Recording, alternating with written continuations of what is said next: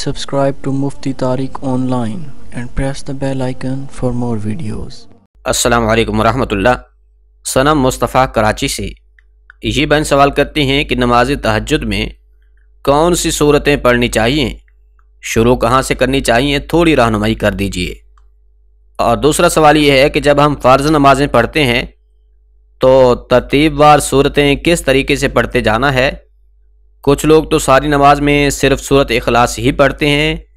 تو اس بارے میں کیا حکم ہے؟ دیکھیے، جہاں تک پہلے سوال کا جواب ہے کہ نماز تہجد میں کون سی صورتیں پڑھنی چاہیے، اس حوالے سے یہ سمجھ لیجئے نماز تہجد میں کوئی خاص صورتیں پڑھنے کی شرط نہیں ہے، یعنی کہ یہ شرط بالکل بھی نہیں ہے کہ آپ پہلی رکعت میں فلاں صورت پڑھیں اور دوسری میں فلاں، ایسا کچھ نہیں ہے، بلکہ جو صورتیں آپ کو یاد ہیں، جنہیں آپ اچھے طریقے سے پڑھ سکتے ہیں، انہیں آپ تہجد کی نماز میں بھی پڑھ سکتے ہیں۔ اس کے لیے کوئی خاص صورتیں پڑھنے کا بالکل بھی کوئی حکم نہیں ہے۔ اور جو دوسرا سوال تھا کہ جب ہم فرض نمازیں پڑھتے ہیں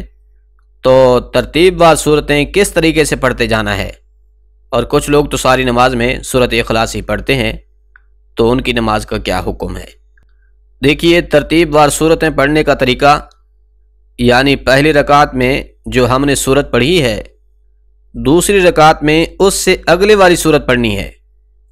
مثال کے طور پر پہلی رکعت میں اگر ہم نے سورۃ الفلق یعنی قل اعوذ برب الفلق پڑھی ہے،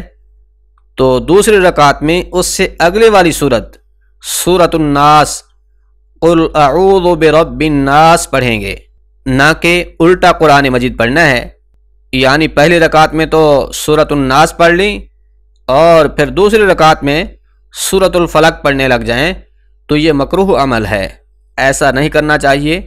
بلکہ ترتیب کے ساتھ ہی صورتوں کو پڑھنا چاہیے۔ پہلی رکعت میں پہلی صورت اور دوسری رکعت میں اس سے آگے والی صورت پڑھنی چاہیے۔ ہاں، اگر بھولے سے ایسا ہو جائے کہ پہلے رکعت میں جو صورت پڑھی ہے، دوسری رکعت میں اس سے آگے والی نہیں بلکہ پچھلی والی صورت زبان پر جاری ہو گئی ہے، مثال کے طور پر پہلے رکعت میں ہم نے قل اعوذ برب الفلق پڑھی، دوسری رکعت میں اس سے اگلی صورت سورۃ الناس قل اعوذ برب الناس پڑھنی تھی،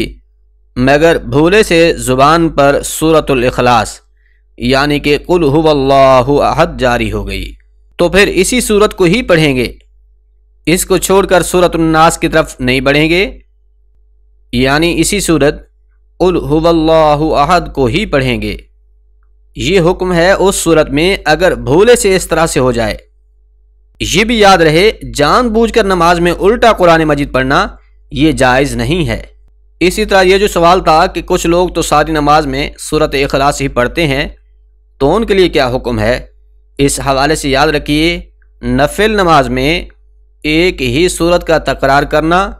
یعنی کہ ہر رکعت میں ایک ہی صورت پڑھنا، مثال کے طور پر پہلی رکعت میں جو صورت پڑھی ہے، دوسری رکعت میں بھی پھر اسی صورت کو پڑھ دینا۔ نفل نماز میں اس طرح کرنا کوئی حرج نہیں ہے، بلا کراہت اس طرح سے نماز جائز ہوتی ہے۔ البتہ فرض نماز کے لیے فقہائے کرام نے لکھا ہے کہ اگر اس شخص کو دیگر صورتیں بھی یاد ہوں، پھر بھی وہ جان بوجھ کر فرض نماز میں ایک ہی صورت ہر رکعت میں پڑھ رہا ہے، تو ایسا کرنا اس شخص کے لیے مکروہ ہے، اس عمل سے اسے بچنا چاہیے، بلکہ اسے چاہیے کہ وہ ہر رکعت میں الگ الگ صورت تلاوت کرے۔ ہاں، یہ بھی ہے کہ اگر اس شخص کو اور صورتیں یاد تو ہیں مگر تجوید کے ساتھ ایک ہی صورت پڑھ سکتا ہے، دوسری صورتوں کو وہ تجوید اور صحیح تلفظات کے ساتھ نہیں پڑھ سکتا، یا پھر اسے اور صورتیں یاد ہی نہیں ہیں، صرف ایک ہی صورت یاد ہے، تو ایسا شخص پھر فرض نماز کی بھی ہر رکعت میں